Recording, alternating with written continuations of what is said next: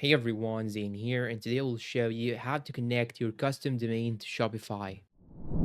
Now, the first thing that you should do is to simply go and open Squarespace on your browser. Then you should go and sign in into your account and go to domains. After that, you should open your Shopify, then go down below here in the settings. So now I'll simply click on settings, then go to this section which is called domains. It will show you here all the domains. Just click on connect existing domain here on the top. And after that, you will have to copy the domain name from Squarespace domains. So I will go back to Squarespace, click on the domain, then copy the domain name like this. And now I'll paste it right here, then click on next in Shopify. Now go back to domains, then choose DNS from the left side, then go to DNS settings. And now you'll have to click on this trash icon, then click on delete because we are going to delete this domain right now. Now click on add record, then here you should enter here the @ sign and type here enter A and the IP address, copy this number and paste it right here, then click on save, then click on add a record just right here. Then you will have to enter here in the host www and the type CNAME and the data, just copy this name and I'll leave all these things down below in the description. I'll leave this number and this name down below in the description. Then hit the save button and now go back to Shopify, then click on verify connection and here you'll find that your domain SSL is pending like this. And this will take about 24 to 48 hours.